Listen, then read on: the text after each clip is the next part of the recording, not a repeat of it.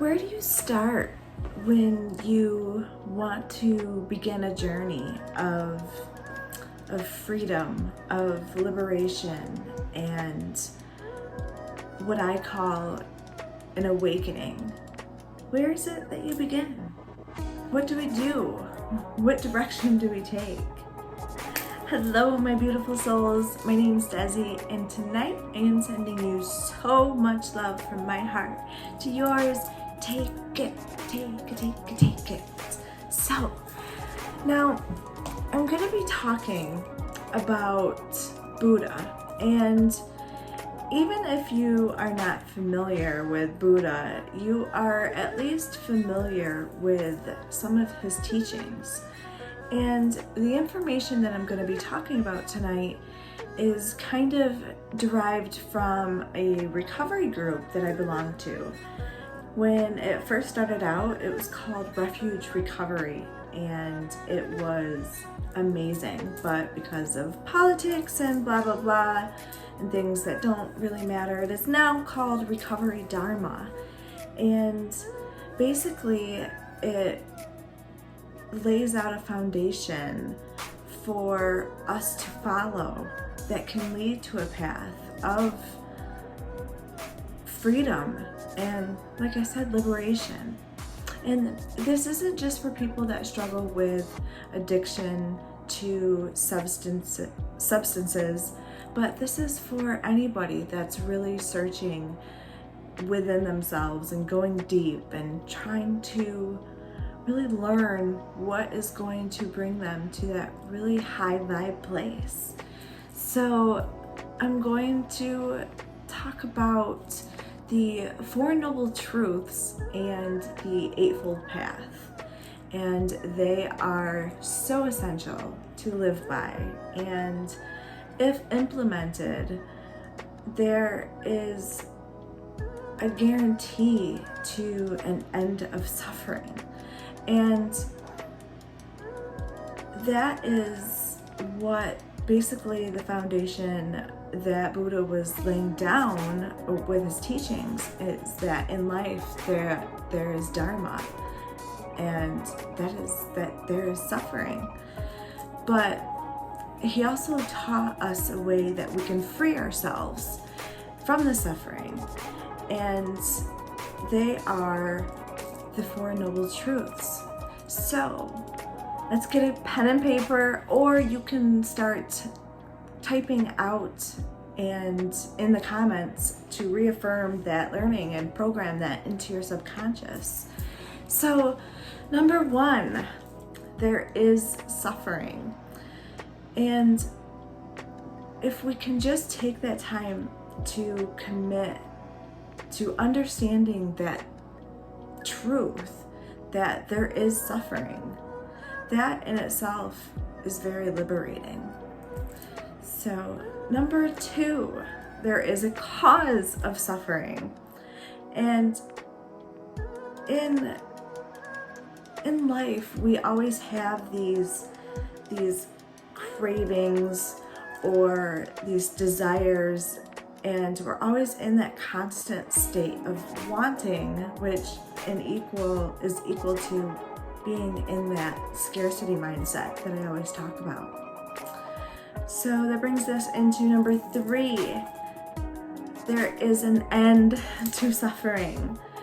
So if we really commit ourselves to understand that if we can start experiencing less desire for more or less craving, that will lead to less suffering. And the last noble truth is number four, that there is a path that leads to the end of suffering. And if we can really make that commitment to ourselves to figure out what that path is, we can find a very, very happy ending. So the Buddha taught that by living in this ethical way and practicing meditation and developing that wisdom and compassion, that we can end that desire and that craving that's created by running from and misunderstanding reality or just misinterpreting it.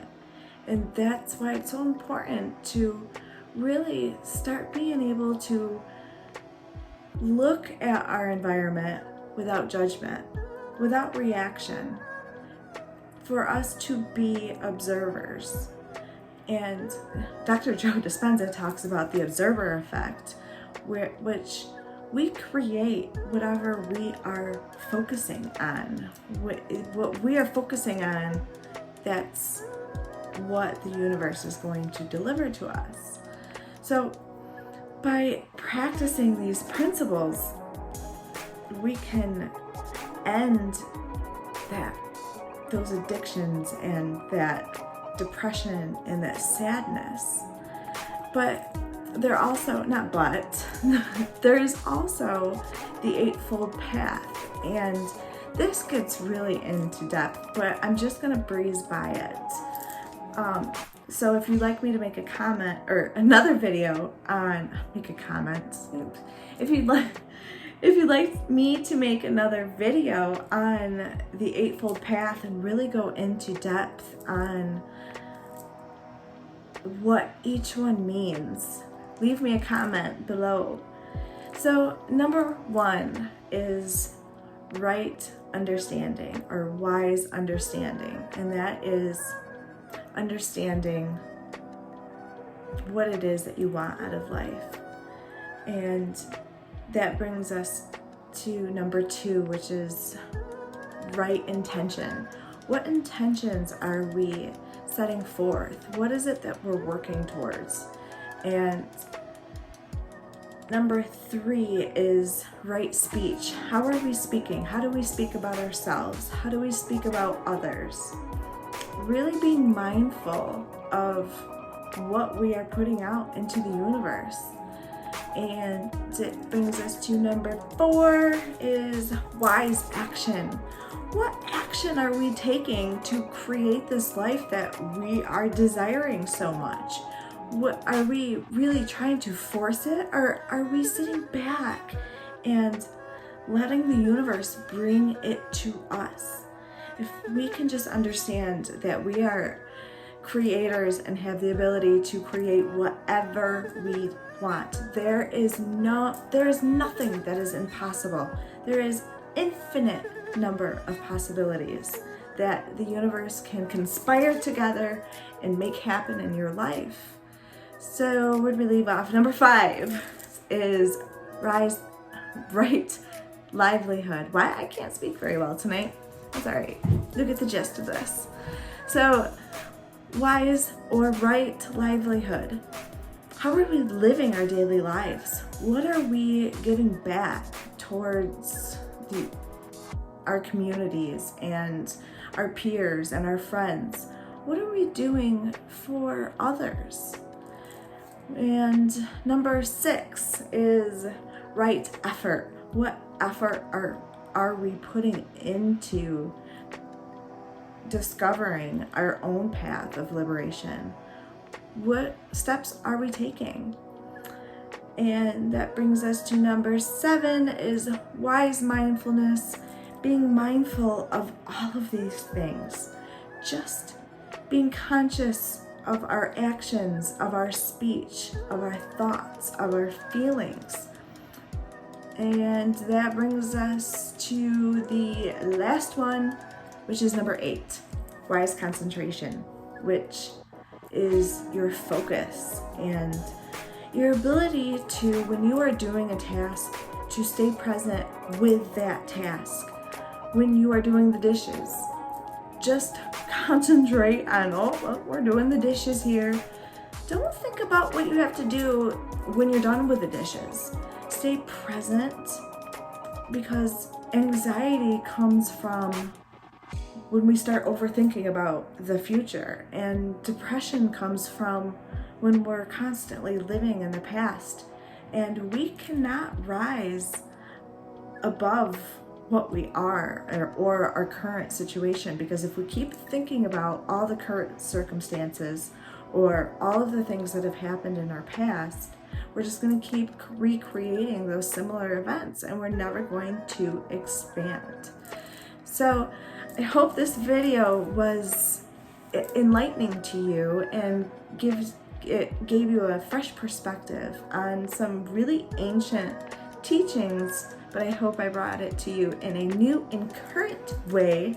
And if you liked this video, make sure you give it a thumbs up, and if you haven't already, make sure you push that subscribe button and hit the notification bell so that way you can get notified every time I upload new content. So I am sending you so much love once again. Namaste. Good night.